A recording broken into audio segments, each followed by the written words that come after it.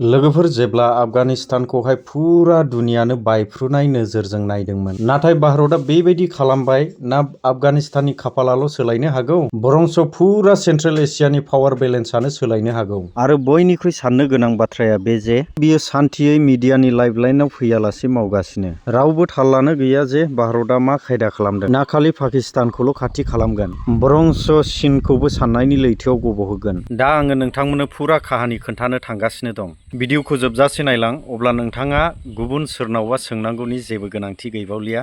बे भिडिअनि गेजेरजोंनो नोंथाङा आफगानिस्तान आरो भारतनि गेजेरावहाय माबायदि सोमोन्दो लाखिनानै दं बेखौहाय स्पष्ट बुजिनो हागोन। बुंनो थाङोब्ला भारतनि मिनिस्ट्रि अफ एक्सटार्नेल एफेयार्सनिफ्राय जइन्ट सेक्रेटारि जे.पि. सिंहा साहाबा आफगानिस्तान काबुलाव सौहैदों। बियो बे आफगानिस्तानानो जेराव 2021 आव तालिबानजों कब्जा खालामजादों। बे कब्जा खालामखांनायनि उनाव गोबां देशफोरा बे जायगायाव थांनोनो गियो। नाथाय भारतआ बेयाव सौहैबाय, बेबो आखाइ खालि नङा, मोनसे गिदिर प्लान लानानैसो। जे.पि. सिं साहाबनि लोगो हमनाया आफगानिस्ताननि फरेन मिनिस्टार मुलावी आमेरिकान मुद्दाकाजों जादों। आफगानिस्ताननि स्पक पार्सन आब्दुल घेरबालकिया बे बाथ्रानि सायाव टुइट खालामना फोरमायदों। बायलेटरेल रिलेशन, इकनमिक कॉर्पोरेशन आरो ट्रानजिट मेटार्सफोराव डिटेल्स डिस्कासन जादों। नाथाय बयनिख्रुइ देरसिन बाथ्राया बे मिटिंनि गेजेरावहाय आफगान तालिबाननो भारतआ गिदिर मोनसे अफार होदों।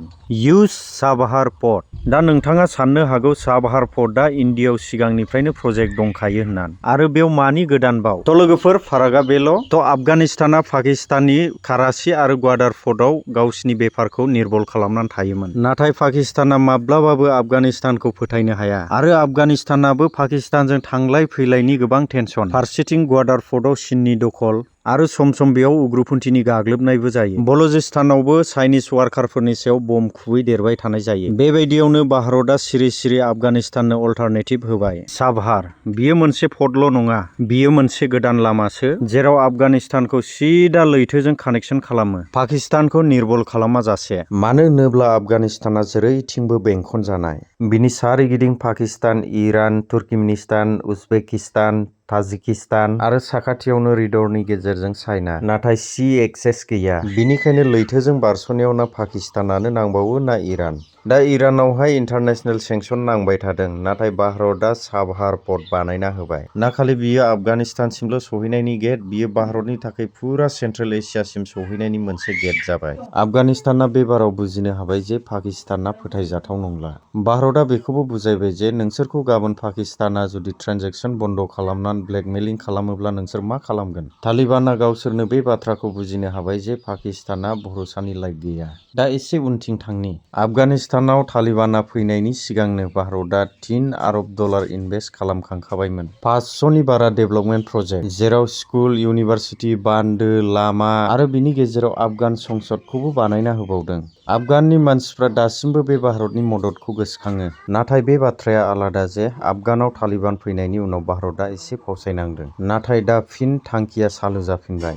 भारतआ ना खालि आफगानिस्तानखौल' चाबार अफार खालामदों, बरंस भारतआ चाबारजों आफगानिस्तानजों लोगोसे सेन्ट्रेल एसियासिम थांनायखौबो बारायदों। रेलवे लाइनबो बानायनो नागिरगासिनो, गोदान लामाफोर बानायगासिनो, आरो बे नेटवर्कनि थांखिया आफगानिस्तानखौल' कानेक्ट खालामनायनि नङा, बेवहाय गासिबो रिजनखौ कानेक्ट खालामनायनि, जेराव रुस आरो चीननि गेजेरजों गोग्लैयो। यानि भारतनि गोदान मोनसे इनफ्लुएन्स जन।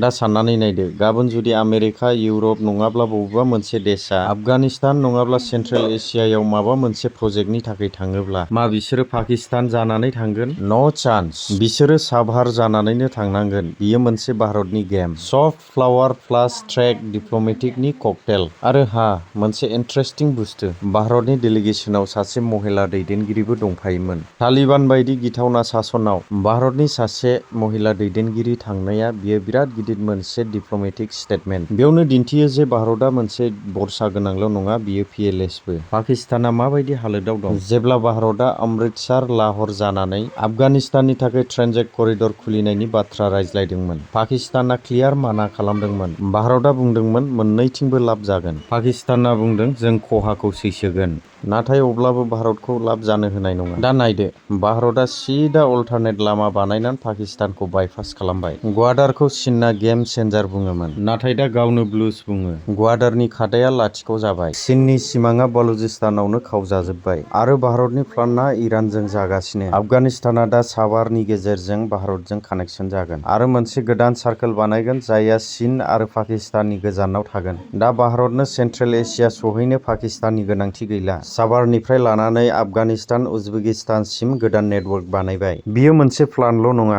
बियो भारतनि मोनसे थांनानै थानायनि पलिटिकेल राइट्स। बियो बै भारतनि काहानि जेराव बियो फोथाराव बारा दावहा नाङा, मेपआव बांसिन दावहा नाङो आरो देरहायोबो। थ' लोगोफोर, सोरबाया भारतखौ आफगानिस्तानाव जेबो खालामाखै बुङोब्ला बेनो खोन्थानानै हो भारतआ आफगानिस्ताननि गेजेरजों सिरि सिरि फुरा सेन्ट्रेल एसियाखौ आनलक खालामबाय, फुरा दुनियानि सिगाङावनो। आरो बेनो जायो आसलि डिप्ल'मेसि, जेरैबो खावालासे। थ' लोगोफोर, नोंथांमोना बेबायदि होननानै खोन्थायोब्लानो जाबाय आरो लोगोसे नोंथांमोना बेबायदि मोनथिस'यै आरो माखासे मिडियाफोराव फैयै बाथ्राफोरखौहाय जुदि मोनथिनो लुबैयोब्ला नोंथांमोना चेनेलाव गोदानैब्ला चेनेलखौ साबस्क्राइब खालामदो आरो लोगोसे बेबायदि बाथ्राखौ गुबुननोबो शेयार खालामनो नोंथाङाबो इच्छा दङब्ला नोंथाङाबो शेयार खालामना होयोब्लानो जाबाय।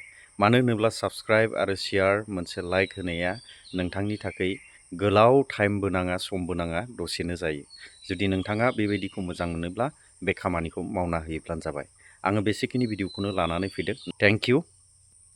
जय हिन्द।